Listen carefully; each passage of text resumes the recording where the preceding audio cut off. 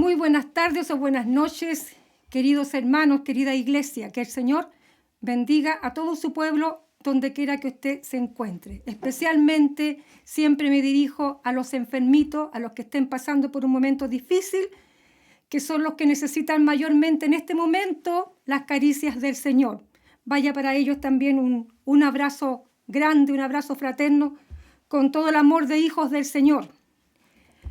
Jueves 16 de julio. Y un día frío otra vez nos tocó en Santiago, así que estamos ahí tratando de calentarnos con algunas estufitas. Gracias al Señor porque Él provee los medios para que podamos hacerlo y clamamos al Señor para que a ninguno les falte lo necesario en este tiempo difícil y en estos días de invierno. Damos gracias al Señor porque Él nos ha concedido, en cuanto a lo que tiene que ver con la condición de la pandemia en nuestro país, nos ha concedido tener días con buenas noticias y seguimos esperando que ojalá esto continúe así, pero guardamos las proporciones pertinentes que nos corresponden como hijos del Señor y mirando siempre lo que la palabra del Señor nos dice. Y por eso es que en esta hora he querido traerles esta reflexión, un poco diferente a lo que otras veces he abordado, y espero con ello llegar con el mensaje que el Señor ha puesto en mi corazón, con el propósito, con el objetivo que tengo en mi corazón. Ojalá sin ser malinterpretada por nadie, ese es mi deseo. Así que vamos a la palabra del Señor. Para ello quiero invitarles a leer en la segunda epístola del apóstol San Pablo a los Tesalonicenses, capítulo 2. Vamos a leer del versículo 3 al 10, aunque vamos a comentar de todo el contexto que rodea a este texto. Y leemos en el nombre del Señor Jesucristo. Dice así: nadie os engañe en ninguna manera, porque no vendrá sin que antes venga la apostasía y se manifieste el hombre de pecado, el hijo de perdición, el cual se opone y se levanta contra todo lo que se llama Dios o es objeto de culto, tanto que se sienta en el templo de Dios como Dios, haciéndose pasar por Dios. ¿No os acordáis que cuando yo estaba todavía con vosotros os decía esto? Y ahora vosotros sabéis lo que lo detiene, a fin de que a su debido tiempo se manifieste. Porque ya está en acción el misterio de la iniquidad, solo que hay quien al presente lo detiene hasta que él a su vez sea quitado de en medio. Y entonces se manifestará aquel inicuo, a quien el Señor matará con el espíritu de su boca y destruirá con el resplandor de su venida. Inicuo, cuyo advenimiento es por obra de Satanás, con gran poder y señales y prodigios mentirosos, y con todo engaño de iniquidad para los que se pierden, por cuanto no recibieron el amor de la verdad para ser salvos. Amén. Esos son los versículos. Era hasta el 10, casi terminó antes, pero me di cuenta que era hasta el 10. Es la lectura que vamos a tener para sobre ella reflexionar en esta tarde y poder compartirles lo que tengo en mi corazón para ustedes. En su segundo viaje misionero, el apóstol Pablo pasa por la ciudad de Tesalónica y funda allí una iglesia, pero debido a la hostilidad tanto de judíos como de gentiles, continúa viaje hacia Corinto, donde permanece 18 meses, 1 año y medio. A los pocos meses, desde Corinto, Pablo envía una carta a esta joven congregación, primero elogiándolos por su fidelidad, porque a pesar de la persecución que allí había, ellos se mantenían firmes en la fe, y también para reafirmarles algunos conceptos relativos a la segunda venida de Cristo, al regreso de Cristo. y los anima a estar alertas, siempre preparados, les dice, porque Cristo podría regresar en cualquier momento.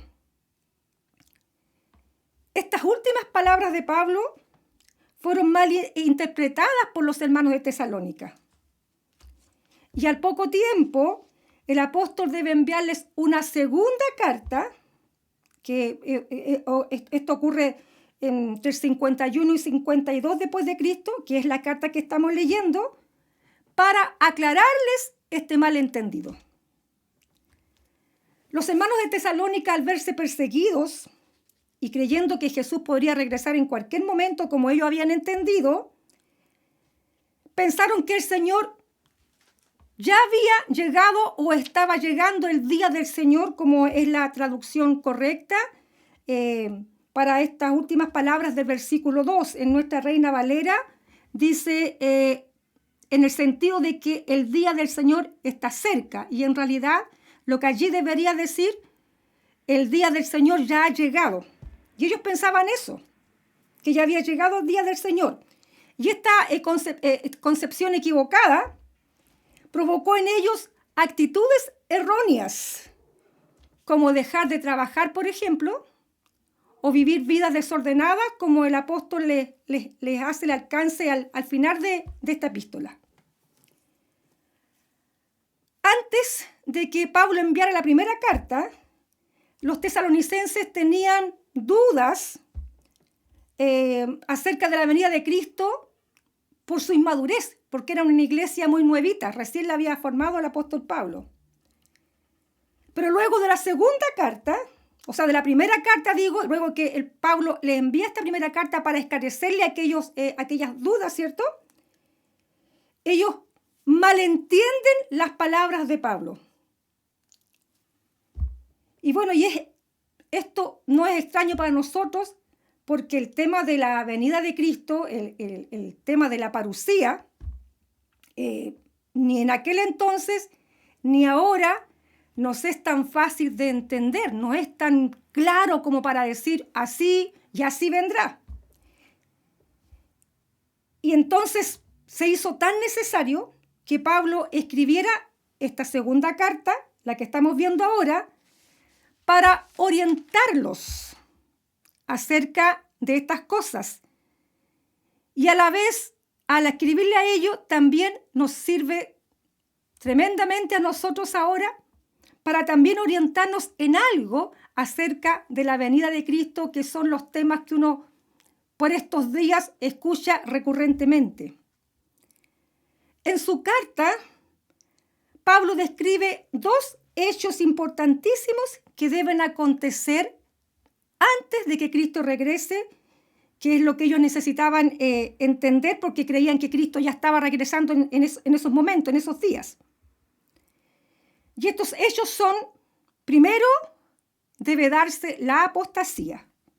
Y en segundo lugar, la manifestación del hombre de pecado, el hijo de perdición, como nos dice el texto. No obstante esta aclaración, Pablo también en esto alerta a los hermanos y nos alerta a nosotros, dándonos un dato extra, diría yo. Agrega Pablo, hay un misterio, y él le llama el misterio de la iniquidad, que se relaciona directamente con la manifestación del hombre de pecado, y dice que ese misterio ya está en acción.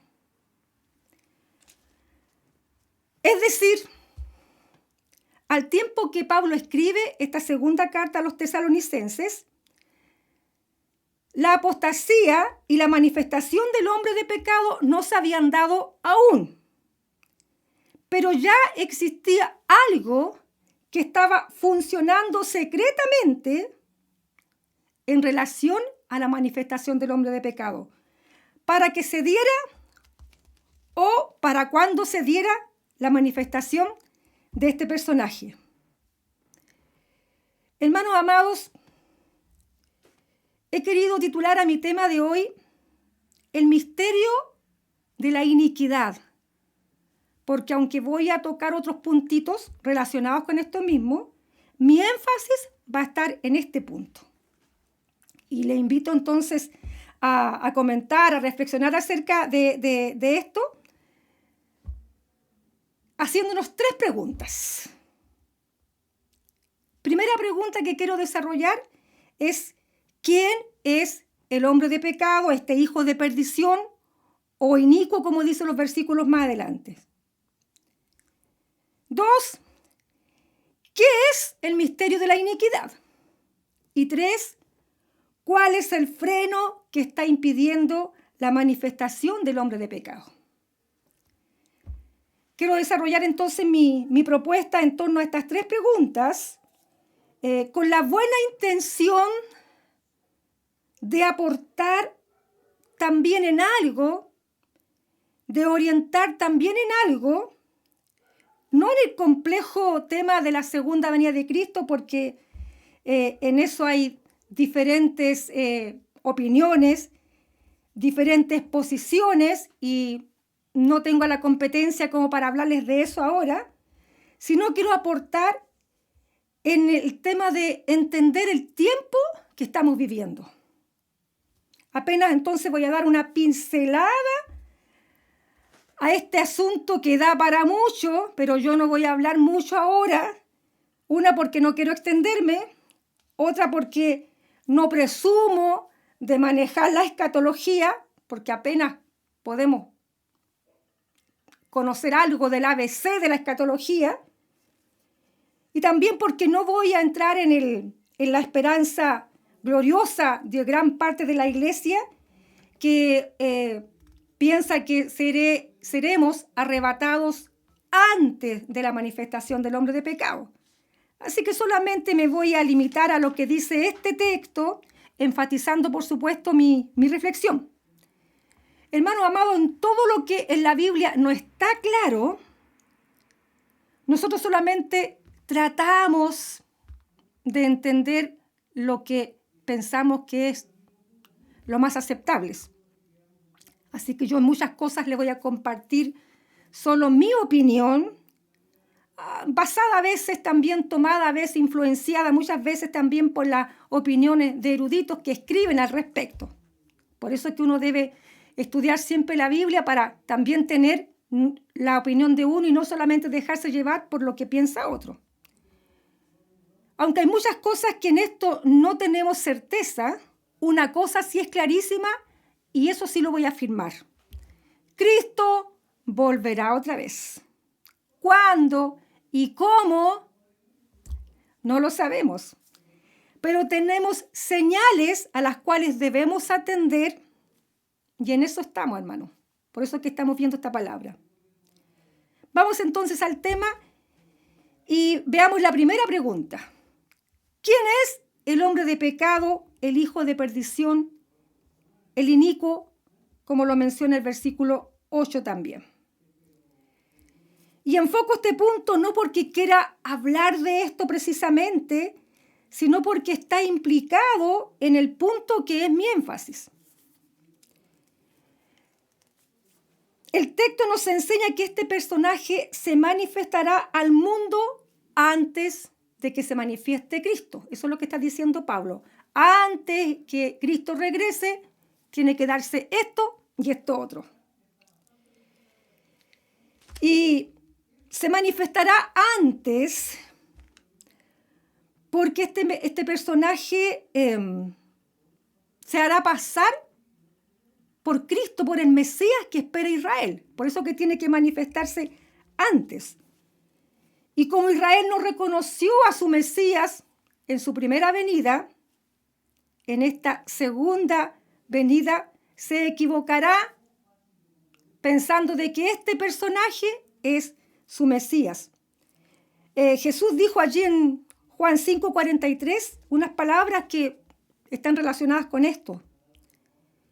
Dijo: yo he venido en nombre de mi Padre y no me recibís. Si otro viniera en su propio nombre, a ese recibiréis. Bueno, en el contexto general de la Biblia, este personaje es el anticristo, el falso Cristo, el falso Mesías, el pseudo Mesías, por decir algunos nombres que lo identifican. Es llamado anticristo por su característica principal de oposición a Cristo y usurpador del lugar de Cristo. Este personaje es aludido por el profeta Daniel. Voy a dar algunas citas si alguien después quiere revisarlas. En el capítulo 8, en el capítulo 9, en el capítulo 11 de Daniel hay alusiones a este personaje. Es aludido por Zacarías también en el capítulo 11. Es aludido por Jesús, como dije aquí en Juan. Es aludido por Pablo en el texto que hemos leído hoy día. Y es aludido también por el apóstol Juan en sus primeras epístolas, quien también habla del espíritu del anticristo, allí en primera y segunda de Juan. Y por último también es aludido en el Apocalipsis, donde se muestra como la bestia en el capítulo 13 de Apocalipsis. A quien el Señor matará. Esta bestia dice que el Señor matará con el espíritu de su boca y destruirá con el resplandor de su venida. Y eso lo dice aquí el texto donde hemos leído. También algo menciona Isaías 11:4 y también concluimos con Apocalipsis 19, 15, 20. Juntos estos textos nos dan esa idea. Aquí Pablo lo describe como el que se opone y se levanta, dice, contra todo lo que se llama Dios o es objeto de culto, tanto que se sienta en el templo de Dios como Dios, haciéndose pasar por Dios. En el futuro escatológico está hablando Pablo. Y agrega que su advenimiento es por obra de Satanás, con gran poder y señales y prodigios mentirosos. En las citas que hemos mencionado, podemos encontrar más características de este personaje. Yo no voy a entrar en detalles porque, digo una vez más, no es mi énfasis, solamente lo menciono porque está relacionado con el punto que yo quiero enfatizar. Aunque entendemos, hermano amado, que este personaje llegará a ejercer poder mundial, político, también entendemos de que surgirá en relación a Israel. Es lo que hemos entendido y en ese punto debemos estar atentos. No podemos decir más cosas categóricas acerca de este personaje porque hay mucho de especulación también y podemos caer quizás en errores de interpretación. Nosotros tenemos nuestra posición, por supuesto, y somos quizás de repente también prejuiciados por lo que hemos escuchado a través del tiempo acerca de esta enseñanza, pero lo mejor es ir a la Escritura, leer estos pasajes y sacar nuestras conclusiones. Hay gente inclusive de que piensa de que este anticristo no es precisamente una persona, sino que podría llegar a ser un sistema que por supuesto quizás va a dominar a través de un personaje. Pero bueno, esas son las cosas que se dicen al respecto. A través de la historia también tenemos que decir que han aparecido muchas personas, o varias personas para ser más exacto, que se han etiquetado como anticristos. Han prefigurado al anticristo por su carácter moral, por su personalidad diabólica. Sin embargo, el hombre de pecado que describe Pablo será la expresión máxima de la rebelión contra Dios. O va a ser el anticristo por excelencia, podríamos decirlo de esa manera. Para que se manifieste este hombre de pecado, este inicuo, como dice el texto, debe venir primero o también la apostasía, que es el ambiente de rebelión contra Dios que preparará el escenario para este personaje, para el anticristo. Y ese ambiente anti-Dios, ese ambiente que se opone a Dios, usted y yo concordaremos de que ya se está instalando en el mundo de a poquito, progresivamente, paulatinamente. Y aquí vamos a la segunda pregunta. ¿Qué es el misterio de la iniquidad? Por supuesto que no es fácil responder. Simplemente intentamos entenderlo, interpretarlo a la luz del contexto. Pablo dice a los tesalonicenses que el hombre de pecado se manifestará o saldrá a la luz a su debido tiempo, porque ya está en acción el misterio de la iniquidad, solo que hay un tope. En otras palabras, podríamos entenderlo así. El asunto ya está en marcha, solo falta que le abran paso. Entonces, hermanos queridos, ¿qué podría ser el misterio de la iniquidad? Este secreto de la anarquía, como lo expresa la Biblia NTV. Podríamos entenderlo como la gestión diabólica que prepara la plataforma desde donde surgirá el protagonismo del hombre del pecado y de donde gobernará. Aunque nos sentimos tentados a pensar en ciertas instituciones o agrupaciones actuales, el texto nos dice que ya estaba en acción en el tiempo que se escribió la epístola, es decir, en el siglo I. Por lo tanto, es más plausible pensar que este misterio de la iniquidad es el poder espiritual, diabólico, que opera en el mundo como misterio, como secreto, porque no lo vemos abiertamente, aunque los hijos de Dios lo disciernen, pero normalmente, generalmente, no se ve cómo está operando este poder diabólico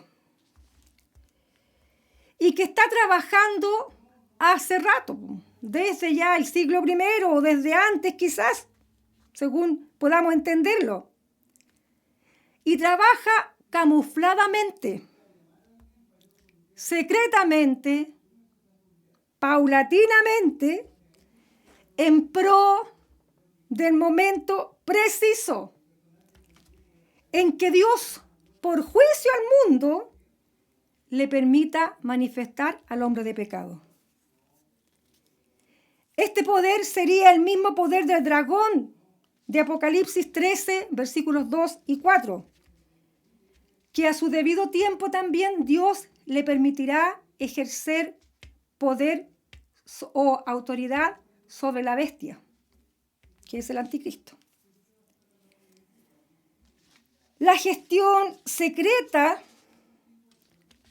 de este poder diabólico ya está en acción en favor de la manifestación del hombre de pecado. Y eso es lo que dice el texto y es lo que queremos entender en esta tarde. Ya ha venido trabajando progresivamente a través de los siglos, a través de los años. Pero creemos que ahora, que en nuestro tiempo, en nuestros días, está afinando sus detalles finales. Y para esto es que se necesita, hermanos amados, discernir el tiempo que estamos viviendo, discernir lo que nos rodea, lo que está pasando, discernir las cosas que están ocurriendo, como les hice también el alcance allí en mi predicación, en mi reflexión del jueves 7 de mayo, cuando hablé acerca de discernir el tiempo. Nosotros no estamos afirmando con esto de que el fin ya está encima, como lo malentendieron los hermanos de Tesalónica. No afirmamos de esa forma. Pero sí podemos afirmar categóricamente que ahora estamos más cerca de nuestra redención que nunca, como se dice ahí en Romanos 13:11. Eso sí que podemos afirmarlo. Tengamos en cuenta entonces que el misterio de la iniquidad es una gestión que no se encuentra claramente a la vista de cualquiera. No se está mostrando como quisiéramos quizás nosotros entenderlo para saber enseguida que esto es aquello. Esta gestión secreta está operando con un disfraz, podríamos decirlo. Se disfraza como cosas necesarias, como cosas aceptables, como cosas buenas, como cosas convenientes. Y que los entendidos deben aprender a discernir. Alguien habla por ahí de ver debajo del agua, y a veces esa expresión, ¿cierto?, se utiliza para criticar a las personas que andan viendo cosas donde no existen. Sin embargo, los hijos de Dios debemos aprender a ver debajo del agua, hermanos. Estas cosas que están encubiertas y que están dándose camufladamente, disfrazadamente, pueden ser leyes, cosas, ideas, medidas, estrategias, propuestas, instituciones, situaciones, etcétera, etcétera. El entendido entienda, como dice la palabra del Señor. Y aquí también entra la apostasía, que se está instalando también de manera progresiva en el mundo, sin que a veces se discierna. Pero cada vez más nos estamos dando cuenta cómo este mundo no está queriendo a Dios, está rechazando las cosas que tienen que ver con el Evangelio de una manera sutil, también disfrazado de leyes convenientes, de medidas convenientes, pero que a todas luces nos estamos dando cuenta de que el mundo, hermanos queridos, cada vez más no quiere saber de Dios. Si bien los hijos del Señor se están acercando más al Señor, que es lo que tiene que acontecer en este tiempo, pero el mundo generalmente, note usted, de a poco está más lejos de Dios.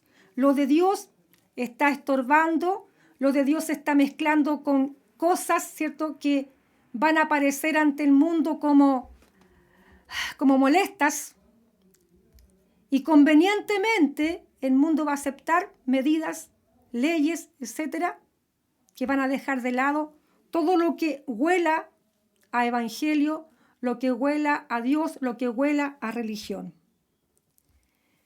Hermanos amados, mi énfasis: el misterio de la iniquidad ya está en acción. Solo que está topando en algo, y por eso que el hombre de pecado aún no se ha manifestado. Pero las cosas se están dando todas rápidamente para que eso acontezca. ¿En qué está topando? Vamos a la última pregunta. ¿Cuál es el freno que está impidiendo la manifestación? La manifestación, digo, del hombre de pecado, del inicuo. No está claro. Se han sugerido algunas opciones, algunas respuestas respecto a esto.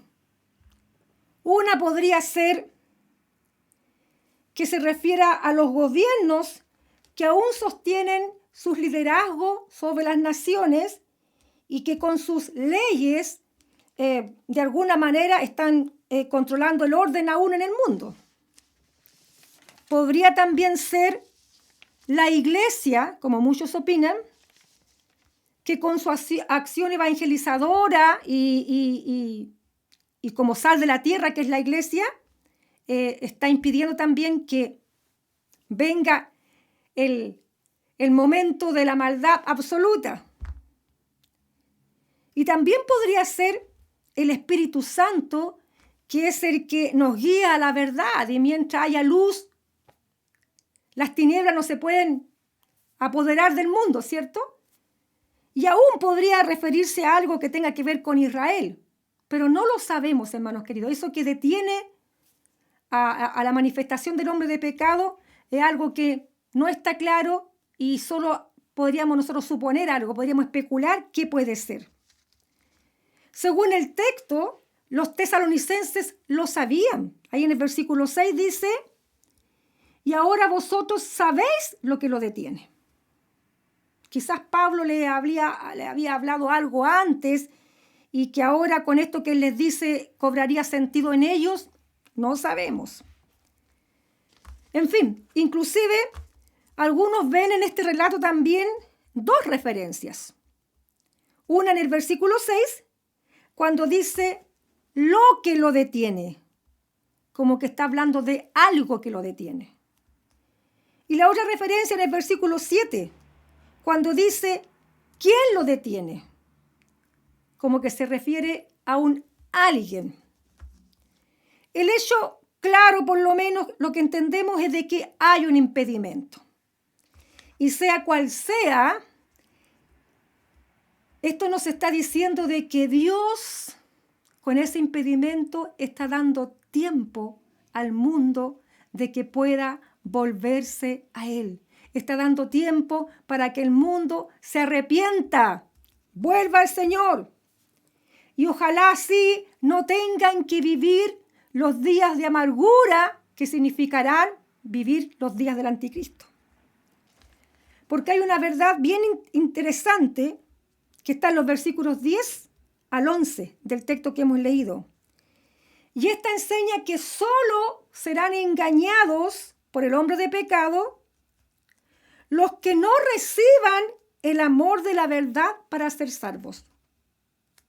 Es decir, los que sean de Cristo, los que son de Cristo, no serán engañados. Los que son de Cristo están seguros en Dios. El texto dice que una vez quitado de en medio el impedimento, entonces se manifestará el inicuo. Hermanos amados, esta palabra para nada debe confundirnos, para nada debe causarnos miedo o terror, como cuando vemos esas películas, ¿cierto?, de terror que hay por ahí en la tele, en el Netflix, que dejan tiritando, pero que no producen fruto. Esta palabra más bien es para que aprendamos a actuar inteligentemente, sabiamente, frente al panorama mundial que estamos viviendo. Sin exagerar en algunas de nuestras interpretaciones de los hechos, pero por otro lado, totalmente alertas al misterio de la iniquidad que ya está en acción. Si bien no se han dado las cosas máximas, pero ya hay una manipulación secreta que está trabajando para esos momentos cúlmines. Como hijos de luz, amados hermanos, tenemos que andar en luz. Todas las cosas que están aconteciendo deben llevarnos a nosotros a consagrarnos cada día más al Señor, para estar preparados en todo tiempo, porque no sabemos lo que el Señor hará con nosotros en este tiempo. La Biblia habla inclusive de una obra abreviada. No sabemos, no entendemos muchas cosas acerca de la venida de Cristo, pero una cosa es clara, como les dije al comienzo. Sabemos de que Cristo volverá. Su regreso sí es inminente, eso sí, no hay lugar a dudas. Pero el Señor dijo que los tiempos o las sazones que el Padre puso en su sola potestad le pertenecen solo a Él. Así que nos corresponde a nosotros estar en todo tiempo preparados y alertas. Mira, hermanos, Iglesia de Jesucristo, esta pandemia del coronavirus posiblemente pasará. Si en un par de meses, en un año, ojalá pase. Pero una cosa tienes que entender, que vendrá otra cosa. Y luego de eso vendrá otra cosa. Y esas no son mis palabras, sino que es lo que la Biblia nos intenta decir, nos enseña. Por lo tanto, no debemos ni relajarnos, ni ocuparnos de cosas que no van a contribuir a nuestra santificación, a nuestra edificación, a estar preparados. Debemos ocuparnos en aquello que la palabra del Señor nos dice que debemos en este tiempo ocuparnos. Yo clamo y oro cada día para que el Espíritu Santo nos dé esa luz, nos revele a cada uno lo que debemos entender. Y reitero, hermanos amados, para terminar, los que son de Cristo están seguros en el Señor. No debemos temer, pero debemos estar alertas para proceder sabiamente en los días que estamos viviendo. Que el Señor añada su bendición a esta palabra, agregue el Señor el entendimiento necesario y esperamos en Cristo Jesús que en su misericordia Él nos siga sosteniendo y nos siga guardando en fe y mayormente en discernimiento para poder saber conducirnos sabiamente como hijos de luz. Que el Señor bendiga a su iglesia. Les dejo con una alabanza que nos habla también de estos tiempos últimos que estamos pisando.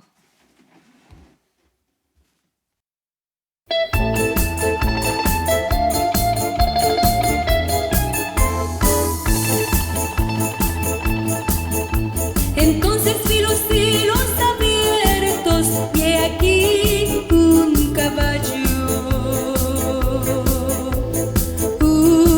caballo blanco.